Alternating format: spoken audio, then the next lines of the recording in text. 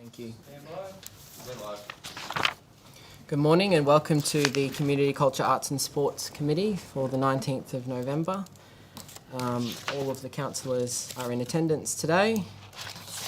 We have no apologies, and I would just like to open the floor to see if there are any declarations of interest in any matters on the agenda, of which there are none.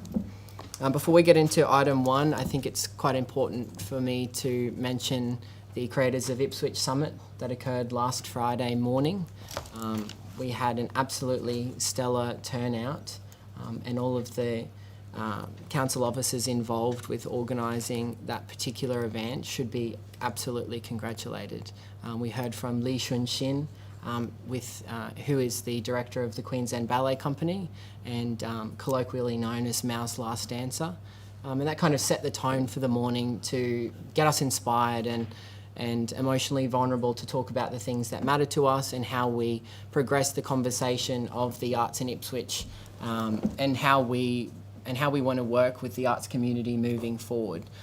It's a first of a series of discussions and conversations that we will have. There were some great insights from the University of Southern Queensland. Dr. Ashley Jones presented to us. So it's about, where are we taking that data in next steps. So although it's not coming to committee this round, it will be coming next round with a full report. But I just wanted to highlight the great work that went into it, and the community response afterwards was absolutely overwhelmingly positive, and we should be very proud that we can put our name to that to say, here's the line in the sand. We want to do better, but let's long jump over that now and see what we can do with our arts community. Not just supporting, the arts community in a way where historically we may have seen to be propping up the community, but seriously looking at it as an economic pillar of our community as well. So just thanks to everyone involved in the Creators of Ipswich Summit. Secondly, before we get on to agenda item number 1, I'd also like to mention that the Ipswich Festival's website is now live with Christmas in Ipswich events. That's not fully populated at the moment, but it will continue to be populated over the next couple of weeks. So it'll have all of the council events that we're hosting from now until Christmas and through to New Year's Eve. But it will also outline all of the community events that have been registered with council as well, to give visibility over how we're celebrating Christmas in Ipswich as well. So with a few of those matters dealt with, let's move on to agenda item number 1, update on the Ipswich Youth Advisory Council, and we'll invite Cameron Nichols down to give us a little bit of an overview on what the Youth Council have been up to.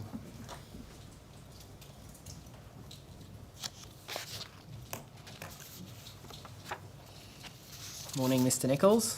Morning, Chair, Mayor and Councillors. My name is Cameron Nichols, and I'm the Children and Youth Development Officer within the Economic and Community Development branch. Firstly, I'd like to thank you for the opportunity to speak to you today about the Ipswich Youth Advisory Council, otherwise known as IAC. So IAC has a proud legacy with Ipswich City Council. It was originally formed 13 years ago. However, there was, a restructure of the program in 2018, and the aim of that was to really gear up our young leaders to be able to voice the matters that impact and matter to them, and to actually build the capacity for civic leadership amongst our city's young people. However, in order to do that, we needed to make sure that we had a diverse representation of our young people, to make sure that our group is as proportionate as possible to our city's young population. So essentially the purpose of today's report is to provide you with an update on the IAC program. This includes relevant background information and context.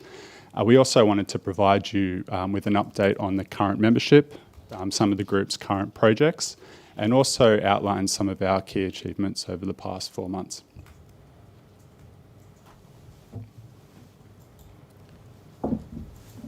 I've just got a question about the particular funding arrangement. It's somewhere in the report.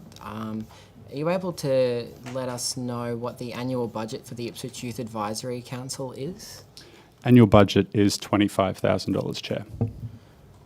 And considering all of the work that we have been doing as a council with the Children, Young People's and Families Policy and its future development, it's something that was highlighted at the Flick the Switch event, which also council officers need to be congratulated on, because that was such a wonderful, unique way of engaging the youth of our city.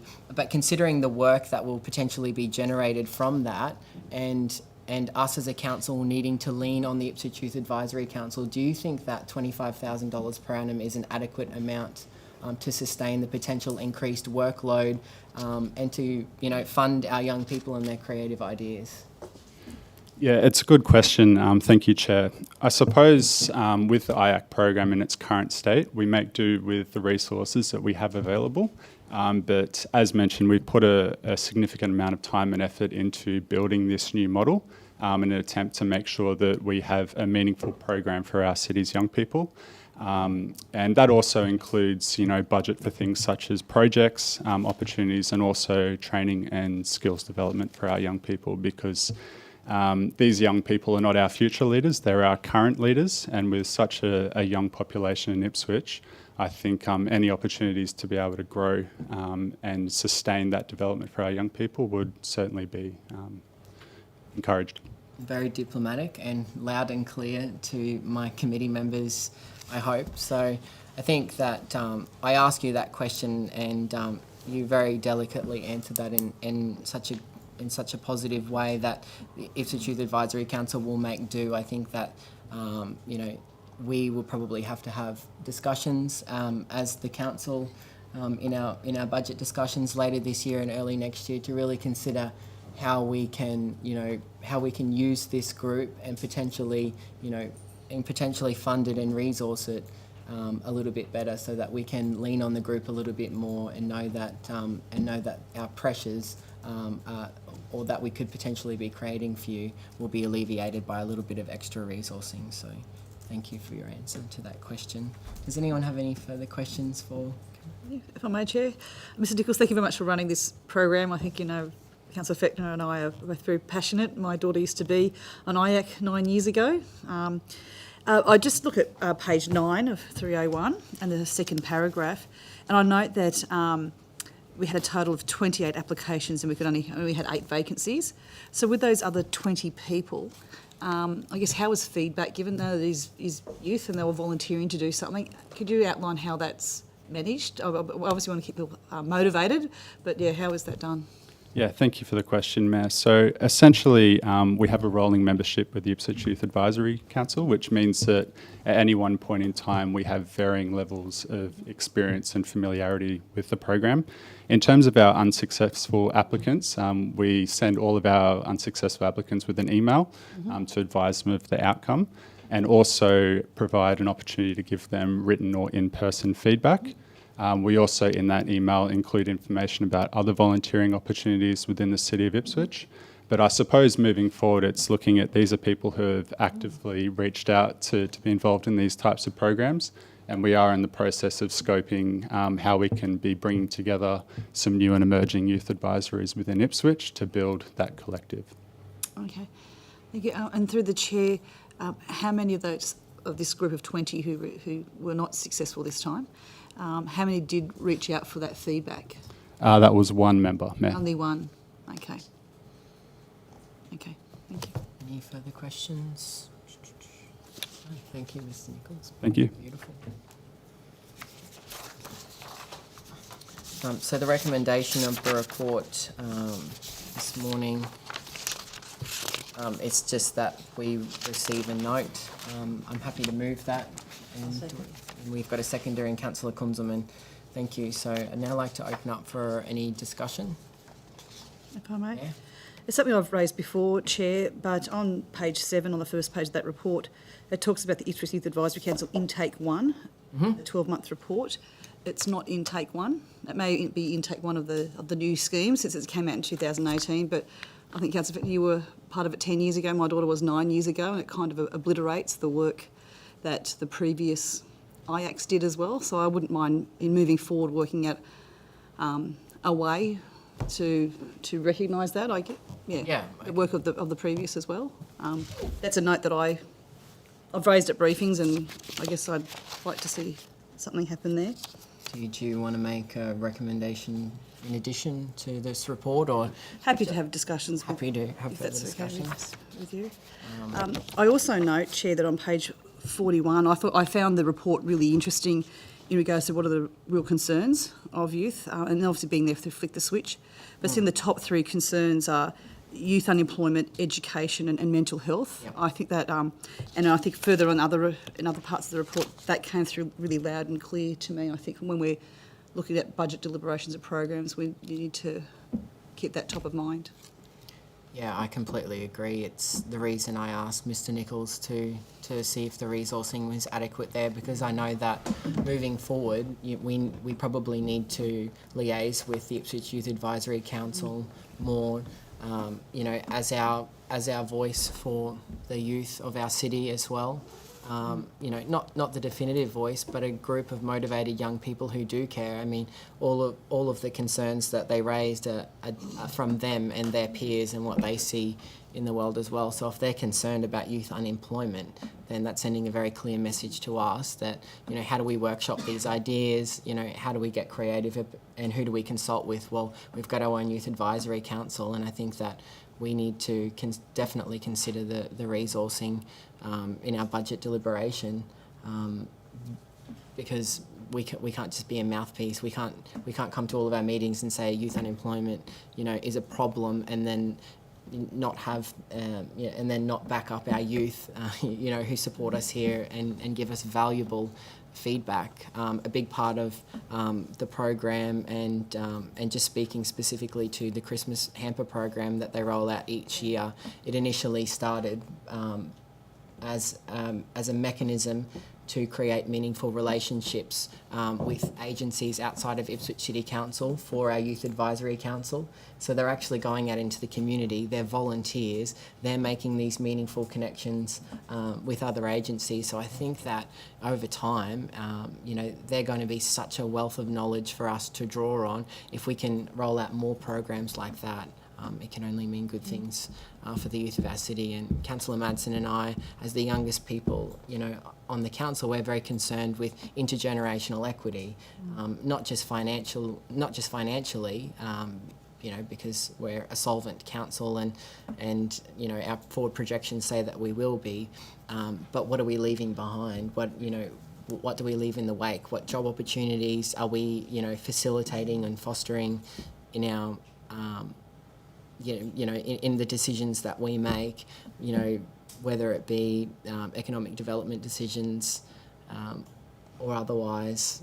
How are we making our events program relevant for young people and keeping them excited to stay in the city? And also, what kind of environment are we leaving for the next generation and for the kids of this city? So it's something that's very important and very close to our heart. So I look forward to working with the Ipswich Youth Advisory Council. Councillor Madsen. Thank you, Chair. I'd just like to take the moment to reiterate a lot of comments I've made in other settings, but not in this setting. I think the Ipswich Youth Advisory Council is wonderful. Mr. Nichols and all the council officers who work on it have done a wonderful job. In particular, the membership that they have, the different ages, the different circumstances that they come from, the different households. There's just a really broad and engaging mix of young people who can really collectively come together and put the items on the agenda that need to be dealt with. The members of this current youth council and the one that preceded it, they are so inspiring to be around because they're so emotionally intelligent, they're so driven, they care about the world that they're in. If I could spend each day in this job around more people like that, I would love to. But, there's a lot of positivity. They want to come together, solve problems. There is. And it's very heartening to hear that other local government areas have taken particular interest in this program that we're running here. So, you know, it's a first of its kind, and all eyes on us to see where we take the future for our young people as well. So, when you've got other councils looking to copy or mimic or steal the hard work of the wonderful creatives of Ipswich, then we're on something red hot here. So let's just keep running with it.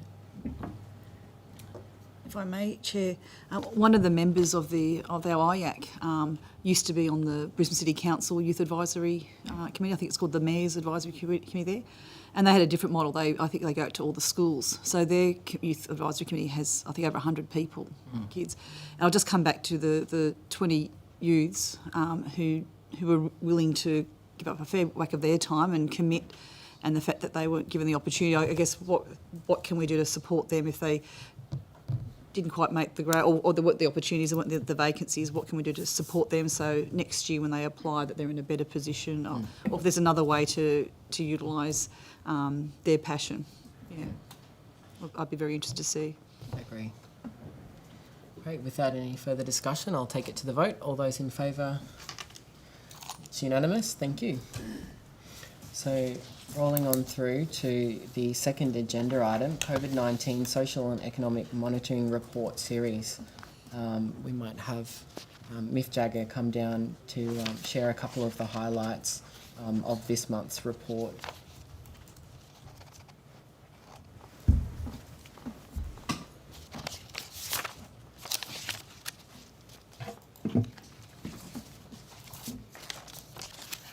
Chair. Good morning, councillors, Mayor Harding. My name's Miff Jagger, Senior Social Policy Analyst with Ipswich City Council. As the Chair has mentioned, this report essentially is a recap on a series of monthly monitoring reports that have been produced to inform and estimate the impact that COVID-19 has had on social and economic activity in the City of Ipswich. It informs a sub-working group within Ipswich City Council called the Human, Social and Economic Sub-Working Group, and is informing also Council's recovery planning and actions in relation to COVID-19. This report is really to recap the fact that the monthly monitoring publications will now start to cease. The last report will be the 30th of September publication that you have attached there. And what we'll look to do from this point forward is for these reports, as well as some work that's been undertaken with the Strengthening Communities engagement project, which is a later agenda item on the committee, will form an evidence base for Council going forward to continue recovery planning and action, which will be reported as part of our operational reporting commitments. And we'll look potentially, rather than to continue the monthly publication of this report, to undertaking something more as a long-term trend analysis report that we might present back to Council early or to mid next year. So that's essentially the series of reports that are attached there. The last report that was presented, which is dated the 30th of September, highlights the fact that at this point in time there were 0 active cases of COVID-19 in Ipswich. Our community identified concerns remain consistent with previous report periods, which focus on unemployment, job instability, financial stress, mental health and wellbeing, and the potential complexities or increase in domestic and family violence in Ipswich, also potential impacts on community sector viability. This latest report, dated 30th of September, we also have new economic modelling figures for September quarter for the City of Ipswich, which highlight that the impact overall for the City of Ipswich on gross regional product is comparable to the state of Queensland, and also faring better at this point of time than the Greater Brisbane region. Ultimately, there are particular impacts within industry sectors, most notably the most significant economic fall of output is in our manufacturing industry, and proportionately the most significant impact of COVID-19 on an industry sector is the arts and cultural sector. So these are areas where certainly we would continue to monitor the impact, and there will also be other ways of reporting through to Council on those impacts. Notably, I think last month we had a specific report come through around the impact of COVID-19 on the performing arts sector. So there will be other ways to continue the monitoring process as required, but ultimately this report is for Council to note as an evidence base that will now cease monthly production and look to do something sort of more long-term trend analysis-wise. I'll open the floor for any questions around the report. Yep. So does this mean the working group, as of October, was disbanded? The working group within council, or? My understanding is the working group continues to meet on an as-needs basis depending on changes in the circumstances around COVID-19. At the moment, it isn't meeting regularly because we have at the moment no active COVID-19 cases in Ipswich. So, yeah, that's essentially something where it would initiate should there be a change in the circumstances requiring it to be reinitiated. With the talent that existed within the group, so you're saying it's focused on primarily when we have active cases within the region, and then diverting the recovery into the later report that's effectively on the agenda today. Sure. Will the question is, will the working group be advising the community's sector of the organisation with regards to collaborative recovery? So I don't think it's just the job of the community's portion of our council to consider the recovery. There's economic impacts, social impacts. I think that. Yep, so I can probably answer part of your question, Chair, and then I can probably also defer to the chair of the sub-working group to continue the response. Essentially, from this point, my understanding, the working group is made up of representatives across council, and on that basis has identified 4 sort of focus areas for recovery. So one of those is around improving social connection and wellbeing. One of those is around service advocacy and collaboration. One is around workforce and financial capability development and recovery, and one is around industry bounce back and growth. So that's sort of the frame that council is working to around its recovery actions. In terms of the frequency for the working group and what happens next, if I can, I would probably defer to the chair of the working group, or If I could say, Chair, the basis for this is under the Queensland Government's disaster management framework, and as the chair of the local disaster management group, this is one of the things that we're mandated to do, I guess, under the Act for the human, social and economic recovery working group. So I think it's linked to the disaster management side to making sure that communities recover. I guess so. Yeah, it's up to us if we wish to ramp it up or scale it back. Or I think that needs to be a consideration. We should probably meet with this group in our budget discussions, rather than making our financial decisions in isolation of the group that knows lots about what's been happening, since COVID-19 hit this year. I think that the budget build will heavily lean on, this particular working group to say, well, what has been happening and what is reasonable assistance that we can offer moving forward as well. So I guess it kind of piques my interest to know whether this is an ongoing thing or not, but I'm glad to hear that they're happy to meet to discuss these things with us at a later date. And also, I guess, to add, Chair, that, as I said, these reports form part of our broader evidence base, so there is a later agenda item speaking on the Strengthening Communities project, where there might be an opportunity to speak a little bit more around some of the recovery process. Perfect. Yep. Any further questions? Oh, Mr. Jagger, may I just check? Thank you for this. I love data, so when I was going through it, I was looking at the data sources and so on, because I think there's a lot of interesting information in here in data. I wasn't sure where all the data references a .id company.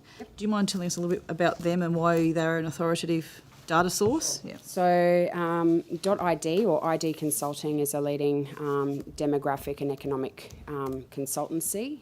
We have, as Ipswich City Council, a subscription with .id for a range of demographic and economic analytic resources.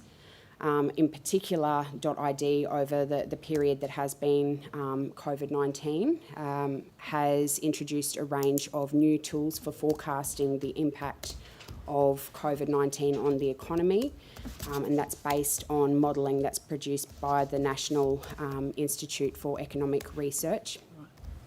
and Industry Research, NIA. So that modelling is really something that they have as a commercial agreement with NIA, and something that we as a part of our subscription have access to and rely upon on that basis. But the modelling changes regularly based on what's happening across Australia. And so on that basis, it sort of is becoming a little bit more difficult to have it on a regular basis for these monthly monitoring reports, and that's why I'm suggesting rather than continue with monthly monitoring reports, we look at other ways of monitoring those figures. Thanks, Ms. Jagger. Thank you. Thank you. The recommendation is that these series of reports be received and the contents noted. I'll move that. Do we have a seconder? Councillor Madsen. I'll open it up for any discussion. Anyone's got anything to say? No. Well, I'll take that to the vote. All those in favour? That's unanimous. So we're moving on to item number 3, Living in Ipswich pilot survey results. Would anyone like to speak to the relevant council officer with regards to this? It was a briefing and it's all there in the pack, all of the data, which is interesting to sink your teeth into. So I'll move the recommendation that Living in Ipswich pilot view report and individual data priorities be noted and accepted, and that the outline for Council's annual Livability survey commencing April 2021 be noted and accepted. Do I have a seconder for that? Mayor Harding? I'll open that for discussion. Just noting that a few of the comments around the survey data is always the question that goes begging. It's how do we reach those people who are the hardest to reach? But it seems like the team, the wonderful team, many steps ahead of us. So we'll talk a bit more about that in item number 5, strengthening community engagement report, which kind of speaks to how we reach the people in our communities most struggling, and how do we extract data from that to make better decisions moving forward. But I think that we're in agreement that the yearly survey, which will be commencing April 2021, is a good baseline, and it's great data for us to look back on to help us make better decisions as well. So is there any further discussion? Just note, Chair, I guess on page 176, the areas for us to maintain, the things that people love about Ipswich, the affordable, decent housing, access to the natural environment. We have beautiful parks and conservation areas, and also the access to high quality health services and connectivity. So I just thought it was good to see those areas that we have as a strength of our city. Yeah, it's kind of there's a running theme, isn't there? The things that we love and we respect, and the things that we need are kind of universal across the board. And the areas for us to improve based on this report is people feeling safe, improved shopping, leisure and dining, which I'm sure our CBD redevelopment will greatly assist in that area. Teams on that. And that road congestion part as well. Yeah, I think that we could also work on preserving our natural environment, but that's a discussion for another committee and another day. Thank you, Chair. Thank you. So I'll take that one to the vote. All those in favour? That's unanimous. Thank you. So we're moving on to item number 4, the evaluation of the Children, Young People and Families Policy launch. Would anyone like to seek any questions from the relevant council officer? Well, then I'll move that this report concerning the official launch of Ipswich City Council's Children, Young People and Families Policy and related event outcomes be received and noted. And seconded by Councillor Madsen. So we'll move into discussion. And has anyone got anything to say before we start talking about Flick the Switch? So we were all panelists of the Flick the Switch event that the team in communities ran very effectively. I love personally hearing from all of the young people and getting challenged by the young people of our city and starting the dialogue in such a wonderful event. I note the cost did blow out just slightly, but that was COVID related, and it was only an extra $1,500 to $2,000 that they had to spend on miking us all up to make sure that we were COVID safe for the event.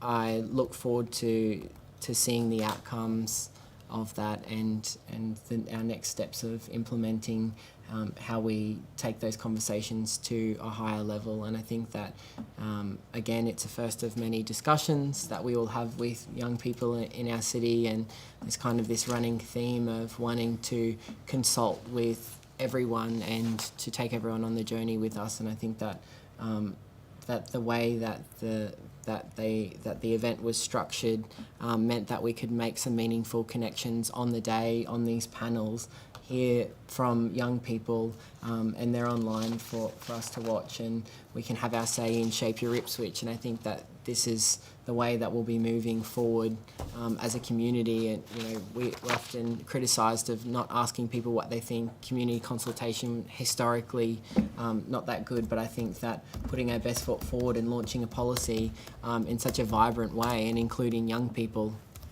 hello, obviously this is the future and it's the here and now. So I think that it's important for all of us to acknowledge the hard work of Miff Jagger for getting that off the ground. We'll continue to analyse the data heading through Christmas and start the new year with a bang and start talking about the things that excite us and the things that we need to work really hard on as a city and how we can facilitate better outcomes. Again, running themes on the day were mental health, employment, but it wasn't just about sharing stories about how people are negatively impacted by those things, but sharing experiences about where people have had wins or who they can connect with. And I think that's really important for us to make those connections with agencies outside of council. We should be seen as the conduit. People can come to us for reliable information, and we should have the connections outside of our own organisation to point people towards. And I think that, that's what a meaningful local government will do. It won't necessarily do everything for everyone, but at least it can point you in the right direction. And I think that, with the Creators of Ipswich Summit, with the launch of the Children, Young People's and Family Policy through Flick the Switch, we're starting those conversations, but we just have to commit to our city that we will take that consultation and use it meaningfully moving forward, because, we don't want to be seen as just performing lip service and telling people what they want. We want meaningful outcomes for our entire community, and these forums have just been a great end to what was otherwise a pretty horrible year. But if you can take the little jewels out of it, I think that that the council should be congratulated for their work in taking care of the community and really taking an interest in a broader sense in what people actually think. Mayor? Chair, I quite like how the team and council have had, I think, quite a structured approach, and you'll see in the facts and figures they're doing that pro rata. And like for these two events here, one was the Ipswich Children's Voices, so it was primary school aged children. We had principals there. Mission Australia, I think, was a really good partnership, and I was really impressed with it. And then obviously with the Flick the Switch, you've got later teens, young adults in there, and I could see that yourself and Councillor Maz were quite energised, enthused by the Flick the Switch as well. So I thought it was quite good to make sure that we are making sure that all segments are being represented and heard. Yeah, and Councillor Manson. I just wanted to concur wholeheartedly with your sentiments raised on this matter, Chair Fechner, and just really restate that the work of Miff Jagger on this project was just mind-blowingly good. Miff is a real asset to our council. there aren't words to describe how well she did.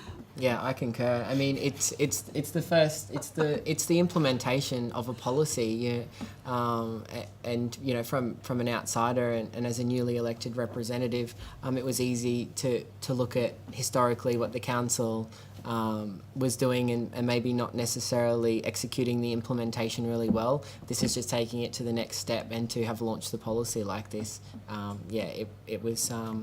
it was quite humbling to see that this is going to be the standard moving forward, and we've set the bar high, and I can't wait to see what else comes of this. Through the chair, I did get a lot of compliments from the program that MIF runs, so would like to thank you as well for your hard work. And it was the little things. It was the signs in the foyer to build confidence up for the panellists so that they were comfortable to voice their opinions. And yeah, it was a great group, a great culture. The facilitator was amazing, so well done. Thank you. So I've moved that, so we'll take that to the vote then. All those in favour? That's unanimous. That's it.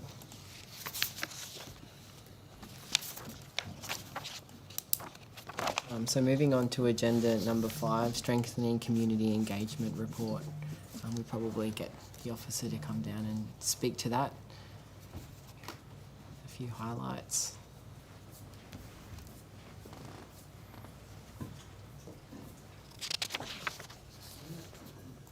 Good morning. Good morning, Chair. Good morning, Mayor and everyone, councillors. This report is just to outline some of the findings that Sorry, could I just ask you, through the chair, for your name and your Yes, title? Yes, thank you. sorry. Felket Kasai, Social Planning Officer, City Design. Like I said, this report was to outline some of the findings between June to September around COVID and our engagement.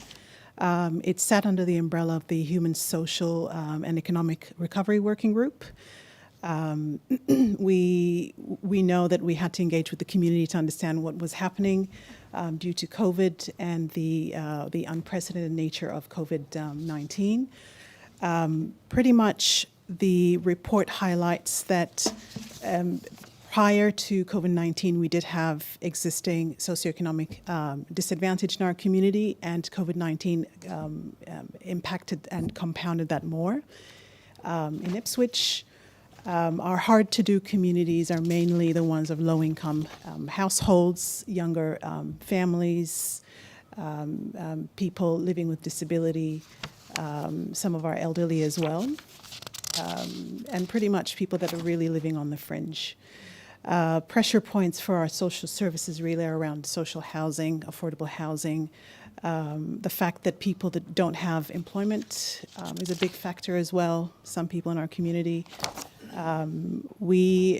This report really helps to inform, or has informed, some of the recovery group that was highlighted with MIF's report, with the monitoring report, especially with the community development branch and the grassroots work that they've been doing. But it also highlights that recovery work is a community-wide effort, and it is also about working with others in our community. And so social services are a critical piece in this. Moving forward, we will be working much closely, and I know community development will be taking a lead on this, with engaging with the social service sector, understanding even more what the capacity issues are with the services to deal with the issues. They will be coming, we anticipate, especially if we don't have the jobs coming in to mitigate some of the issues that we have. So that's pretty much the picture that we can provide you. In terms of the engagement, I want to acknowledge Mel Rippon. She was the lead in helping design this piece. And this was really a collaborative effort internally in council in terms of getting everyone on board and engaging with our sector, members of our community. We try to engage as broadly and widely as we can. You mentioned the hard to reach are It's not easy to reach them. I think tapping into key social services, that sector was really important for us in getting their ears on the ground for their client groups and the hard to reach. And obviously we opened it widely to members of our community. So we did have a good response rate. We did use multiple methods. Shape Your Ipswich was one, and Lynn Mathers was instrumental in designing that for us. We did semi-structured interviews as well with community development and others as well to engage with the social service sector, social and health service sector, to understand what and why, really get that deep and in-depth understanding of why the issues are happening as a part of COVID. And also the other method we used was market research to tap into as many areas across the divisions to ask the same questions of what the challenges were, what the impacts were, and also understand the resilience of our community. So that formed a robust picture, I think, of what was happening around COVID-19. Thank you. Any questions out there? That's okay. Thank you, Ms. Carsey, for the report. I note in the conclusion of the report on page 231, it says the report notes that Ipswich's social and economic recovery, that if Ipswich's social and economic recovery does not continue, particularly in jobs, then services will be required to mitigate likely growth in socio-economic disadvantage in the city. What are our links with state and federal governments? Because we have a role to play, but a big part of what we do is obviously work with state and federal governments as well. Absolutely. So how does what your work do, or what council work does, link into the support services that we need from the state and federal government? Absolutely. It is about leveraging contacts that we have, especially first with the services and also other state and federal government agencies. So that will happen. It has been ad hoc, but that will happen more, especially as we talk more with the services to complete the picture of in the here and now. Are there any new issues happening? So it is in our radar to engage with the state and the feds. Yeah, thank you. Do you know if there are... Oh, sorry. Oh, sorry. Councillor Johnny, you're right. Just through the chair, the rate in our rental property availability has declined from like 3% in April 2019 to like 0.9%, based on a previous report, and that's really concerning. That's something that I noticed out in Springfield Lakes after the hail event. There was a lot of people that actually couldn't, they'd experienced homelessness for the first time and they didn't have anywhere else to go, basically. So there was a lot of families for the first time that had to call upon the Department of Housing and things. Is our role just basically pushing for the need for those houses to be available for our community, like showing the numbers to the state government and telling them how serious it is? Yes, that's a good question. I think personally, I see our role can be an indirect but strategic one around advocacy. I think that for a while has been where we can improve, and it is growing as a function in council. Yes, I think this report and others as well demonstrates that if we can build a robust picture of what's happening in the city, and like what Mayor said, we need to go back to the state and feds and say, well, we do have an affordable housing issue. Some members of our community, like I said, that are the most disadvantaged, that's where the pressure points will happen with social housing needs. So we will need to go back to the government agencies to advocate for housing. It is a big one. Yeah. And then raising the prices of rentals because of the supply and demand, the families that are living on that line. It's just going to become more competitive. It's really a pinch point, isn't it?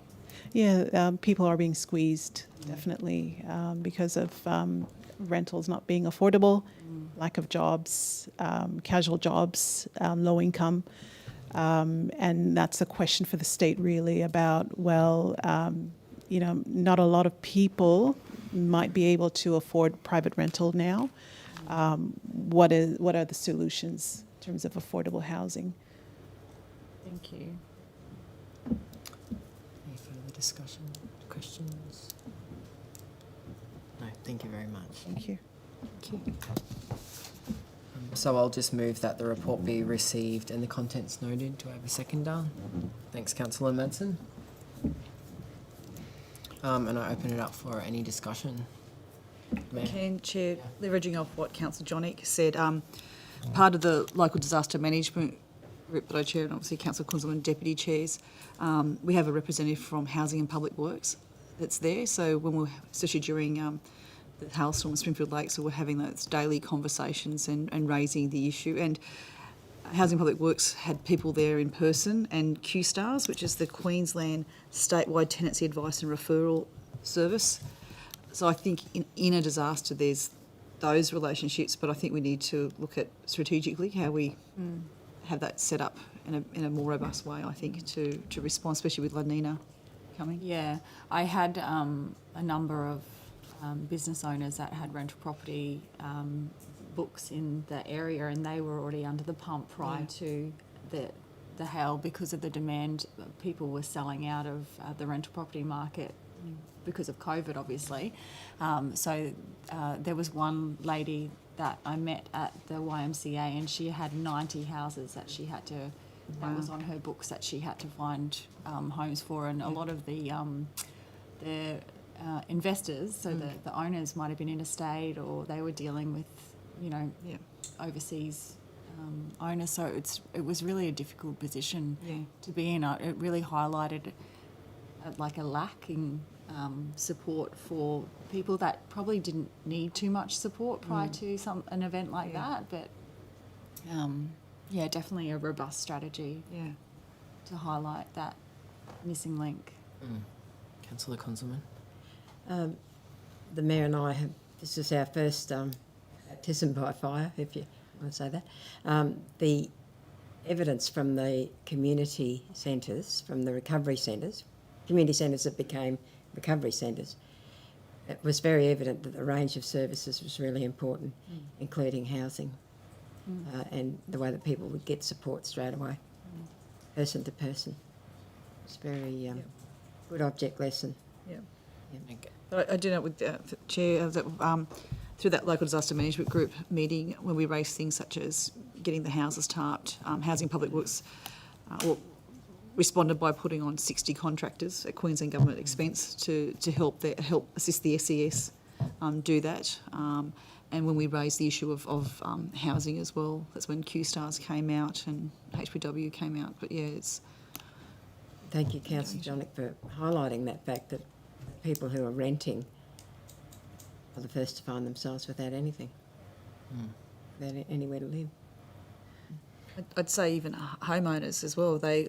I think with the if I could say through the chair, the renters went to their property managers and asked to be, whereas the homeowners also had issues in finding a place to rent as well. They went into that competitive environment, for, finding something new, and it is a competitive environment. Because in total, I think we had 603 homes in Springfield Lakes that are uninhabitable from the hailstorm.